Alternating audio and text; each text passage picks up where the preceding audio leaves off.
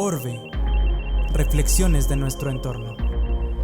Un programa de la Universidad Autónoma de Ciudad Juárez. Orbe. Reflexiones de nuestro entorno.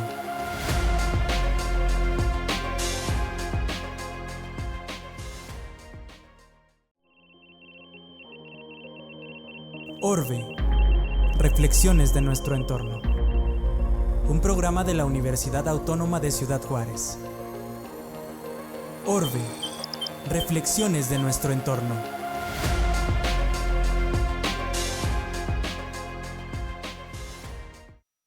Hola, ¿cómo le va? Yo soy Adrián Vázquez, coordinador del Centro de Ciencias Atmosféricas y Tecnologías Verdes en el Instituto de Ingeniería y Tecnología de la Universidad Autónoma de Ciudad Juárez y les doy la más cordial bienvenida a una nueva edición del programa Orbe, Reflexiones sobre nuestro entorno. En esta ocasión vamos a platicar sobre continuar pues con nuestro trabajo de llevarles y presentarles algunos temas que son muy relevantes para la sustentabilidad en nuestra región. Y el día de hoy pues vamos a ver un tema que pues ha sido fundamental para el desarrollo de los programas de sustentabilidad en nuestra región, y esto es la cooperación binacional. Vamos a ver una pequeña cápsula que nos prepararon nuestros amigos de producción. Adelante.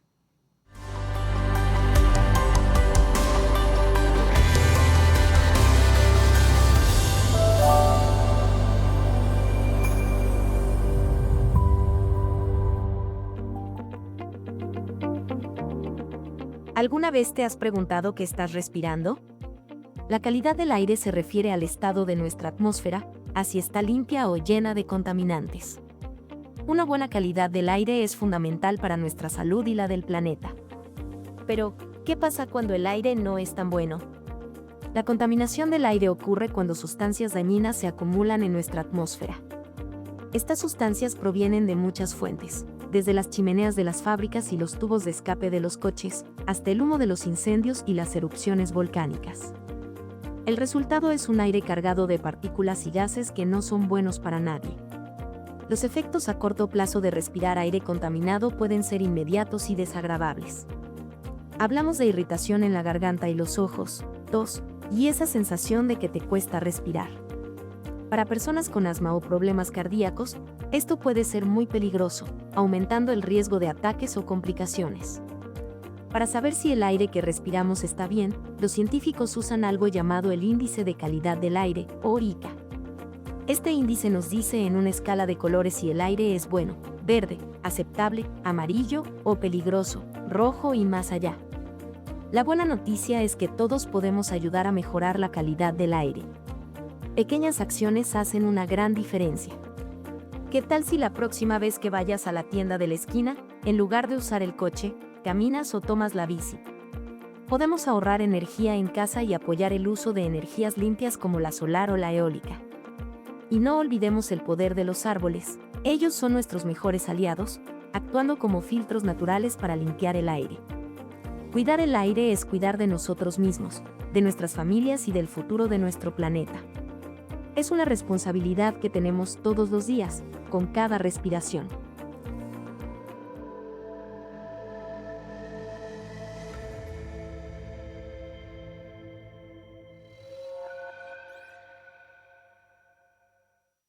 Pues ahí lo tienen, amigos. Efectivamente, miren, una cuestión que creo que es importante que reflexionemos es que cuando hablamos de la contaminación, no solamente del aire, sino del agua y del suelo y la generación de residuos, pues vivimos en un entorno binacional, es decir, nuestra ciudad no se puede aislar, no podemos hacer como esos mapas que de un lado, o sea, que solamente está de color de un lado y del otro lado está gris.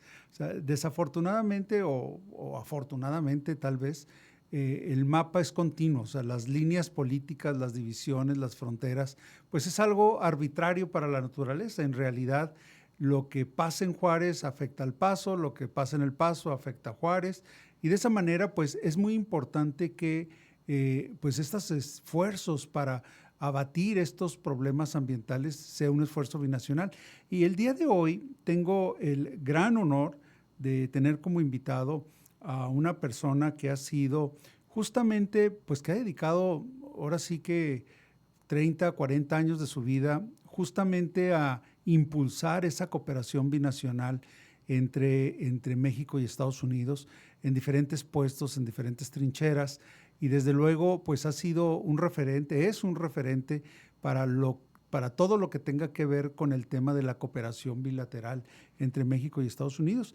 Me refiero al doctor Carlos Rincón Valdés, que pues es un experto. Él tiene una formación como ingeniero agrónomo, cebollero, egresado de aquí de la Escuela Hermanos Escobar, y luego pues con muchos estudios adicionales, doctorados, viajes o trabajos en el extranjero, pero que finalmente vino a consolidar mucho de su esfuerzo y su trabajo profesional para encontrar estos esquemas, estas plataformas que permitan primero el diálogo, que nos conozcamos, y en este sentido Carlos ha sido una de esas personas que ha permitido, que ha puesto, digamos, las mesas para que se sienten a platicar los funcionarios del más alto nivel, tanto de México como de Estados Unidos, y con ello pues alcanzar acuerdos que quizá para la mayoría de los ciudadanos no son tan visibles, pero que han tenido una trascendencia enorme para darle a Ciudad Juárez un rol muy importante a nivel nacional e internacional en cuanto a sus políticas públicas, en cuanto a su gestión, en cuanto a la calidad del medio ambiente. Y bueno, pues Carlos, un gran honor, de veras muy agradecido de que nos acompañes el día de hoy aquí en Orbe. Muchas gracias, doctor Adrián Vázquez. Agradezco nuevamente la invitación. Ya en otra ocasión, durante la pandemia, me tocó ser parte de estas personas invitadas al programa Orbe, y desde luego pues a toda tu audiencia quiero mencionarte de que yo siempre ando buscando en el radio, tanto el sábado como a veces también el domingo, en diferente estación de radio, y me da mucho gusto estar nuevamente aquí sobre este tema que como tal es realmente una premisa lo que se ha estado haciendo aquí dentro del Paso del Norte, y como bien dices tú, que me ha tocado a mí ser parte de él y en diferentes sectores, tanto del lado de México como del lado de Estados Unidos. Sí, pues efectivamente, como platicábamos, Carlos, pues ha estado tanto desde el lado de las ONGs, bueno, desde el lado académico, por muchos años como investigador en centros de investigaciones nacionales, luego trabajó también en el Environmental Defense Fund, que es una organización muy fuerte y que quizá, no estoy seguro de esto, tú me aclararás, una de sus primeras iniciativas de cooperación binacional fue justamente el de la Cuenca Atmosférica Paso del Norte, ¿verdad?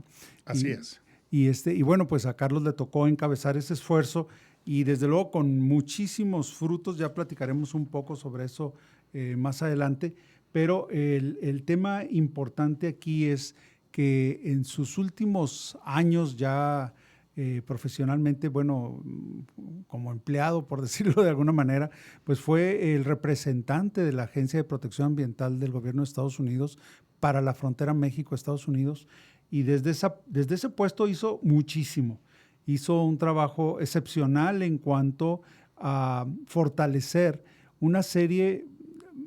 Muchos años antes trabajó en impulsarlos, y ya una vez logrados esos objetivos, impulsarlos para que se consolidaran en esquemas de cooperación muy buenos. Bueno, pero vamos por el principio.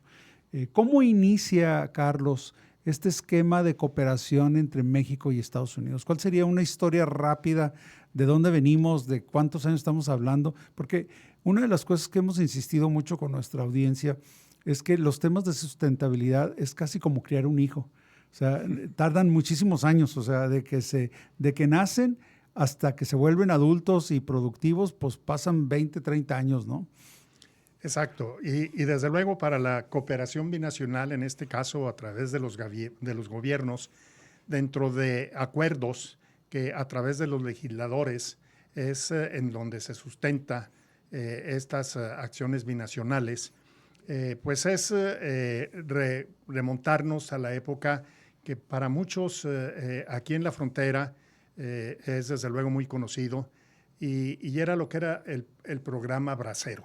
Uh-huh. El programa Bracero, el cual... Entonces en los 40, 50, ¿verdad? Más o menos. Y en 1964 terminaba ese acuerdo, porque hay un inicio y había un fin del mismo. Y en aquella ocasión, tanto Estados Unidos como México estaban viendo, bueno, ya tenemos toda esta experiencia. ¿Qué sigue?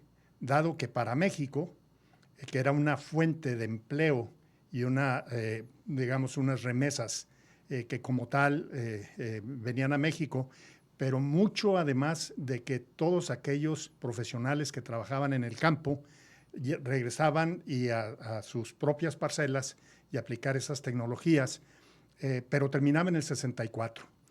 Ustedes han de recordar el de que empieza con lo que era el programa que en inglés se dice Twin Plants o plantas gemelas, que luego, comenzó en 1964 y nuevamente con un acuerdo en el cual a través de los congresos se tiene el sustento jurídico, y nuevamente esto es hacia una cuestión laboral para México y una competencia económica global para Estados Unidos. Pero ya estamos hablando ahora del lado de la frontera. Esto, desde luego, da a lo que es la industria maquiladora, y con la industria maquiladora automáticamente se tiene mucha información ya particular sobre los recursos naturales, aire, agua, el traslado y transporte de toda una cantidad de sustancias químicas, y desde luego el impacto a la salud por todos estos procesos.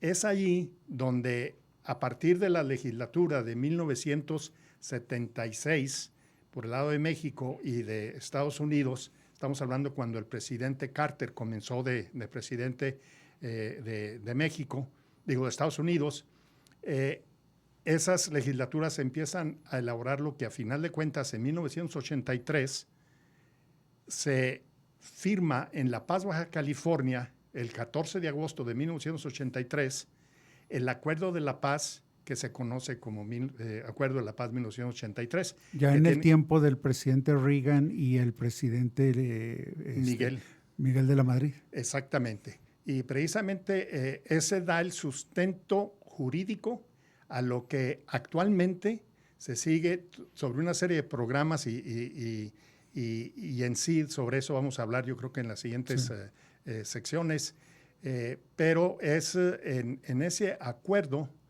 donde, con el propósito de manejar, mejorar y tener una sustentabilidad sobre el medio ambiente y salud pública, pero todo ello como impulsores del desarrollo económico, que la cuestión de medio ambiente y la cuestión de salud pública no fuera en un momento dado a hacer un obstáculo hacia el desarrollo económico binacional. O que se sacrifique la calidad de vida o la salud en aras de un desarrollo económico, ¿verdad? Exactamente. Y fíjate, Carlos, que si no me equivoco, mucho de lo que da pie al avance en estos acuerdos es el hecho de reconocer que teníamos que atender los problemas de contaminación asociados a este desarrollo económico que era importante para los dos países, pues digamos desde una perspectiva de una sola cuenca, de un solo,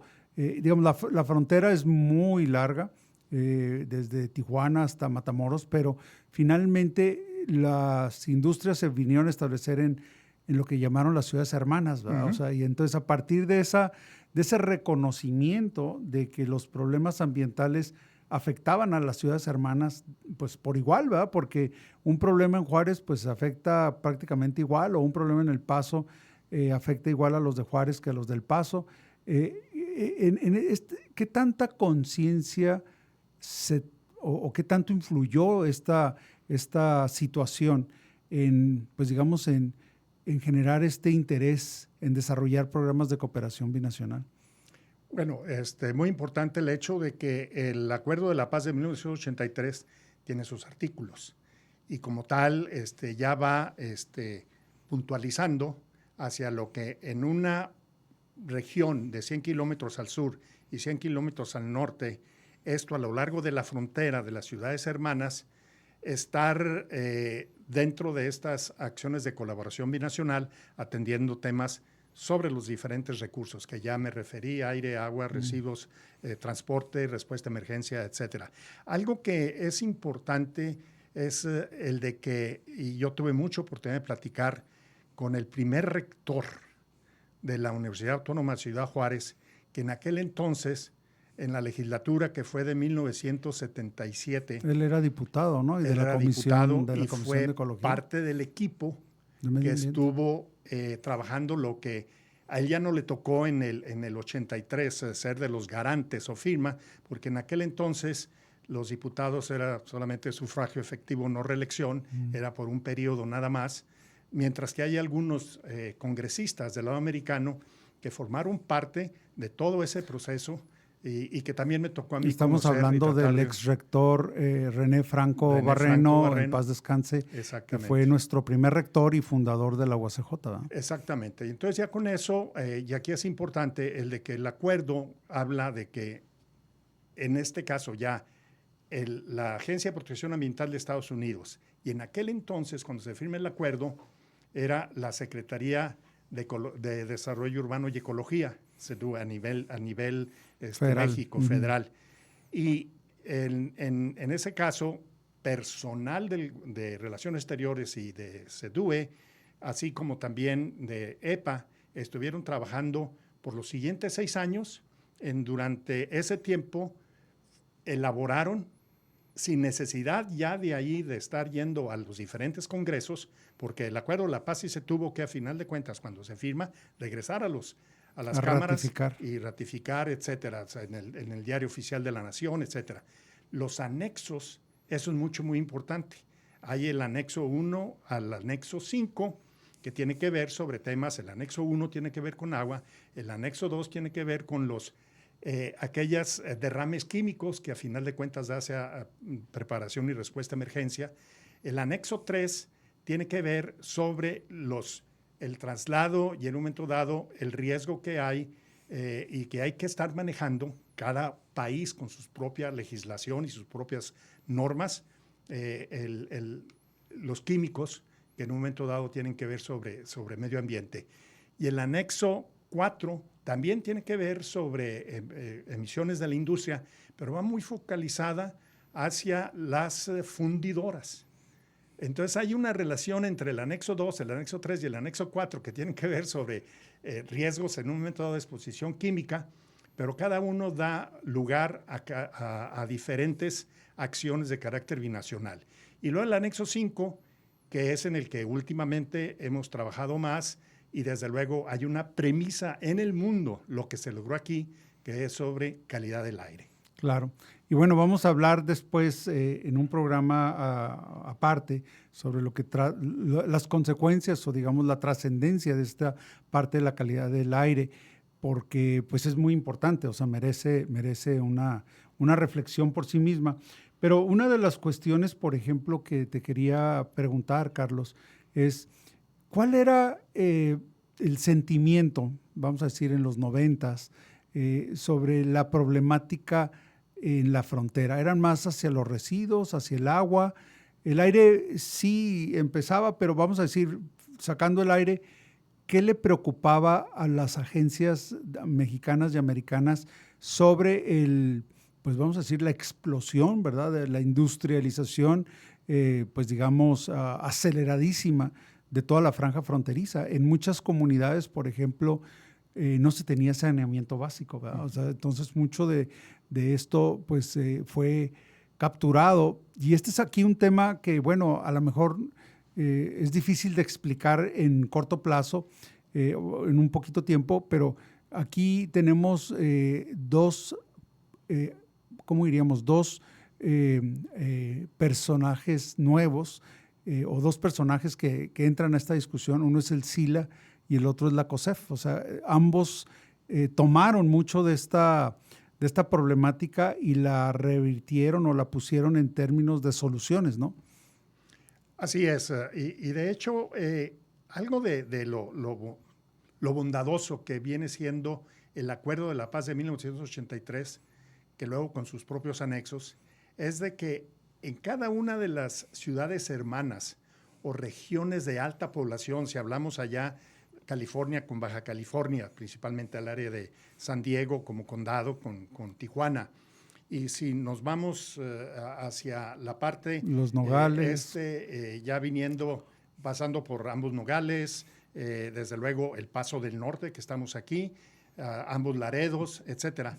En cada una de esas regiones era el de que para cada una de las dependencias de gobierno de nivel, temas diferentes, pero que estaban todos cubiertos, no solo por el Acuerdo de la Paz, sino el anexo. Por ejemplo, el anexo 1, que tiene que ver sobre calidad del agua, en él lo lee uno y dice, este es un anexo en el cual se centra en la región de Tijuana, Valle Imperial, la playa de la Ciudad Imperial, el condado de San Diego, etcétera.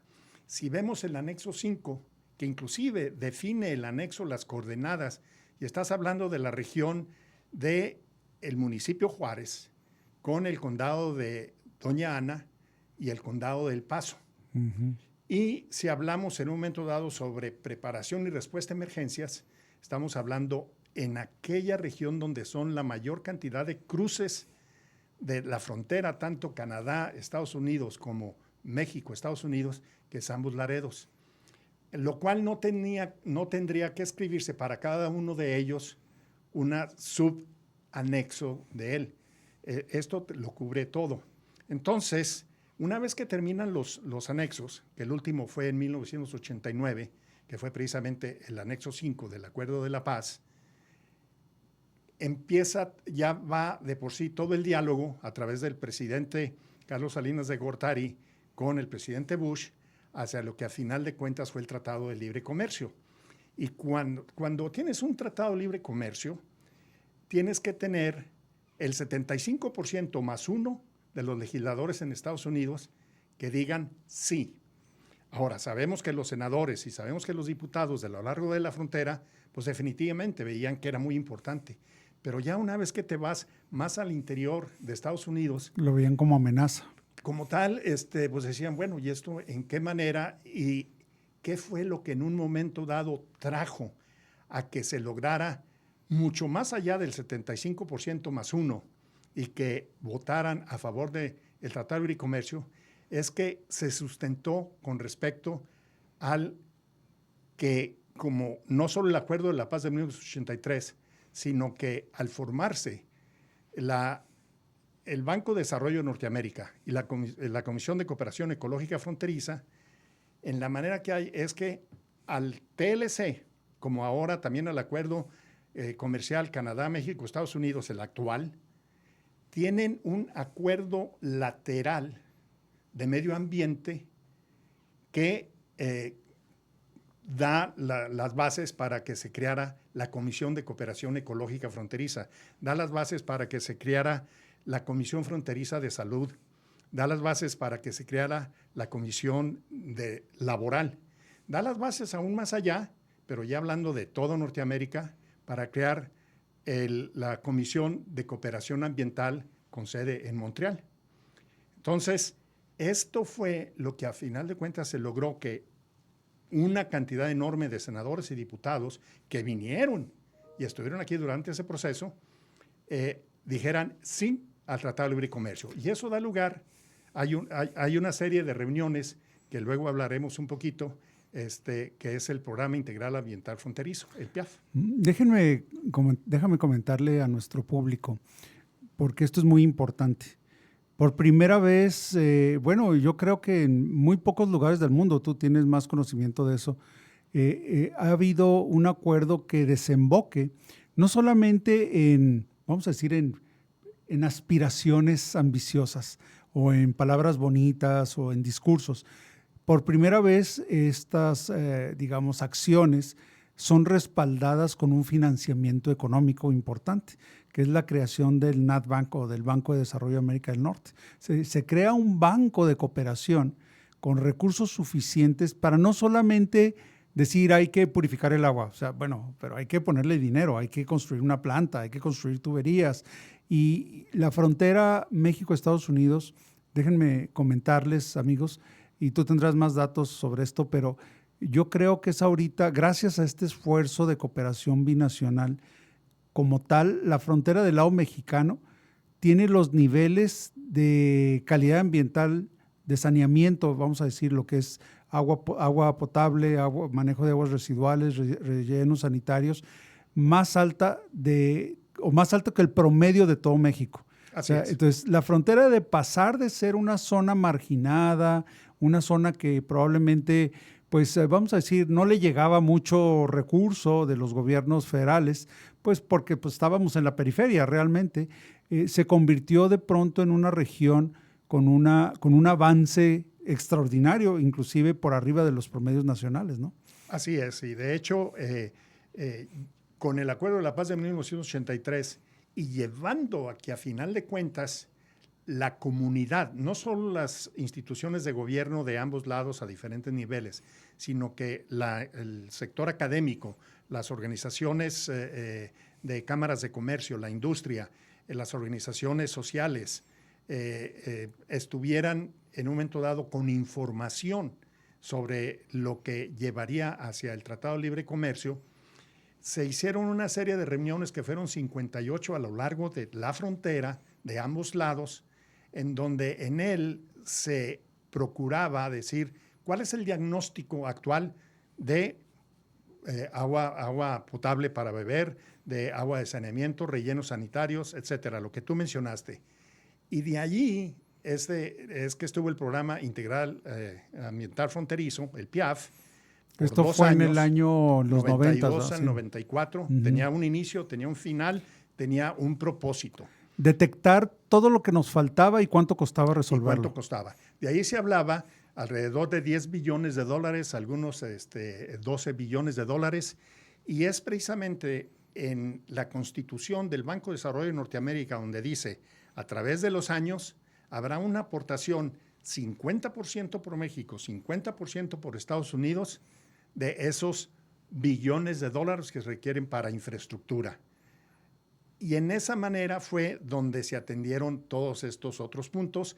Y cuando venían aquí en la región del Paso del Norte, pues sí, se veía la falta de relleno sanitario, de tratamiento de aguas negras, etcétera.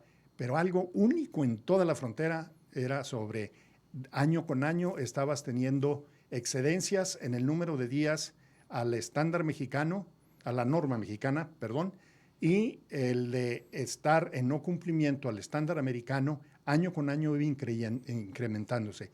Y es aquí donde se crea una premisa, una estructura, por primera vez en toda la historia, que se ha tomado como modelo a otras ciudades fronterizas, pero también en otras partes del mundo, en donde tienes a todos los sectores, el sector no gubernamental, el sector académico, el sector social, el sector industrial, las cámaras de comercio, los 3 niveles de gobierno, no solo en ambiental, sino que también en salud para esta región.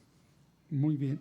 Oye, Carlos, pues mira, antes de terminar el programa, yo no quisiera pasar, digamos, la oportunidad de que nos comentaras brevemente en tus años de gestión, qué avances se han tenido en este tema de las cooperaciones entre El Paso y Ciudad Juárez y Las Cruces, sobre todo en temas como pues que maneja Frontera 2025, que es el que todavía está vigente. Imagino que se irá a renovar probablemente otro periodo, pero que finalmente generaron grupos de trabajo binacionales en donde los directores, actores y la comunidad se ponían de acuerdo para hacer ensayos, ¿no? Yo sé, por ejemplo, de muchos simulacros que se hicieron o se siguen haciendo para atender, pues, por ejemplo, un eventual programa, una eventual emergencia por por decir, un derrame mayoritario de algún compuesto muy peligroso o alguna explosión o alguna cuestión de ese tipo. ¿Qué tanto se ha avanzado en ese tema? ¿Qué tan consolidados están estos grupos de trabajo dentro de este esquema de cooperación y de ayuda mutua? Gracias, Adrián. Y efectivamente, el marco jurídico lo sustenta el Acuerdo de la Paz del 83. El de en qué en particular y ya enfocado a nivel dentro del acuerdo son los anexos. Uh-huh.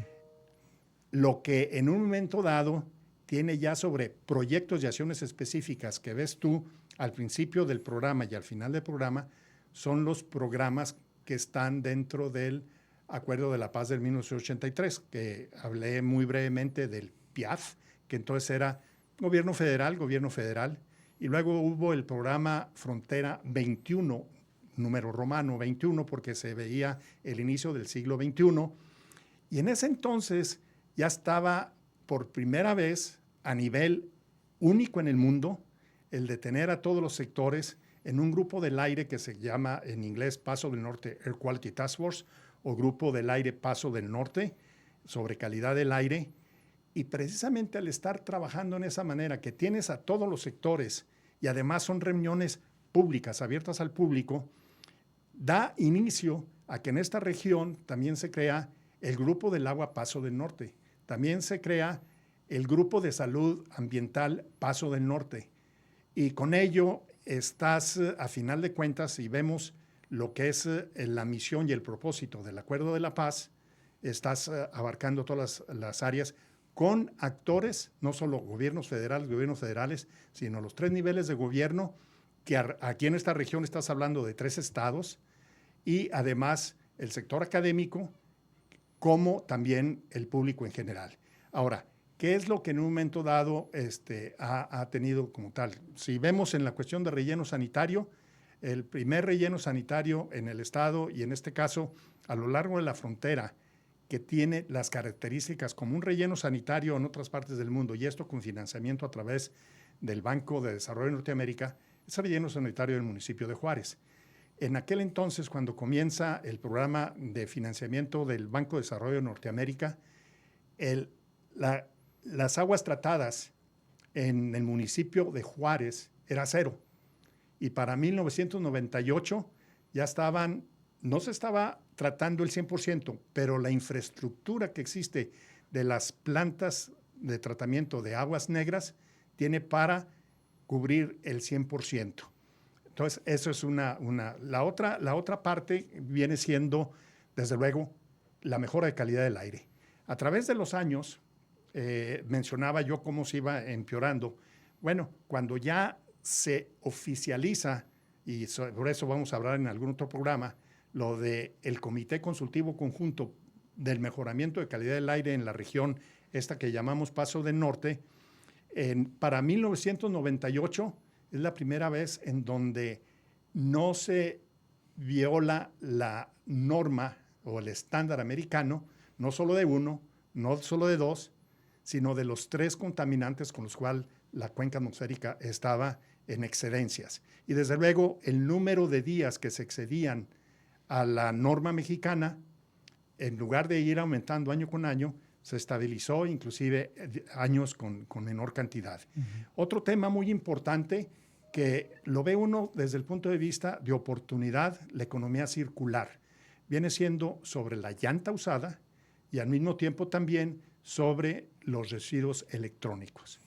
Esos creo yo que son tangibles dentro del programa de la región. Fíjate que, bueno, es que todas estas cosas que mencionas casi merecen un programa cada uno, ¿verdad? O sea, el tema de las llantas, por ejemplo, el de las ladrilleras y todo eso. Bueno, pues, pero desafortunadamente tenemos que terminar nuestro programa de hoy. Yo quisiera pedirte, Carlos, ya para despedir el programa, algún mensaje que quisieras darle a los jóvenes. Nosotros pensamos que allá afuera están en la preparatoria todavía mucho del talento que nos va a venir a ayudar a resolver muchos de los problemas que nuestra generación a lo mejor ya no le alcanzó el tiempo, pero con el talento, la innovación, la tecnología, la preparación, el entusiasmo, la motivación que puedan tener los jóvenes, pues yo quisiera ver si pudiéramos darles un mensaje para aquellos que todavía están deshojando margaritas de si vienen a la universidad o no vienen a la universidad. ¿Cuál sería un mensaje para ellos? ¿Qué pueden encontrar en la universidad que les permita sumarse a este esfuerzo? Sí, mira, Adrián, desde luego, algo que yo lo he dicho a través de los 52 años que he estado en acciones binacionales, comenzando todos los primeros años dentro de mi sector, que es el área agrícola, y últimamente, como bien mencionas, en la cuestión ambiental por parte de la Agencia de Protección Ambiental de Estados Unidos, es el de que hacer propio cada una de las acciones que en la región es aquel riesgo que estás teniendo dentro de las condiciones naturales de medio ambiente y salud pública. ¿Y cómo digo el hacer propio? Si tú en un momento dado te identificas con lo que el programa en sí tiene y estás participando en las reuniones binacionales, que por cierto, los equipos de trabajo de cada uno de los aire, agua, suelo, respuesta a emergencias, educación ambiental, salud ambiental, están coliderados por instituciones o organizaciones no gubernamentales, a excepción de la del aire, que por el acuerdo del apéndice 1, el anexo, pues tiene que ser el federal y federal de cada uno de ellos. Pero hay más miembros del Comité Consultivo Conjunto que son no gubernamentales que los propios gubernamentales. Entonces, al estar asistiendo, ser parte de, te dices, esto está en mi comunidad y como tal lo hago propio. Si lo haces propio, automáticamente ya con ello vas a decir, lo voy a cuidar. Y si lo voy a cuidar, lo voy a estar en una forma sustentable, mejorando, siendo yo parte de la solución. Ese es el mensaje principal que hay, el de que estar participando en todos estos reuniones binacionales, que por cierto viene una muy pronto sobre calidad del aire en septiembre, y muchas veces no tiene uno que físicamente estar, porque también se ofrece a través de Zoom. Pero con ello, en primer lugar, querer, saber, poder, que viene siendo los 3 pilares de la Escuela Superior de Agricultura Hermanos Escobar. Así es. Querer es el de, está allí, yo quiero ser parte de.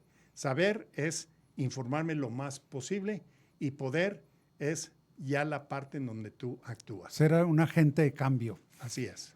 Carlos, muchísimas gracias nuevamente por acompañarnos el día de hoy. Ha sido un gran honor tener a Carlos aquí en el programa. Yo me despido. Yo soy Adrián Vázquez, coordinador del Centro de Ciencias Atmosféricas y Tecnologías Verdes en el Instituto de Ingeniería y Tecnología de la Universidad Autónoma de Ciudad Juárez, y los esperamos en una nueva edición de Orbe, Reflexiones sobre nuestro entorno. Nos vemos en la próxima edición. Orbe, Reflexiones de nuestro entorno. Esto fue una producción de la Dirección General de Comunicación Universitaria de la Universidad Autónoma de Ciudad Juárez. Orbe, Reflexiones de nuestro entorno.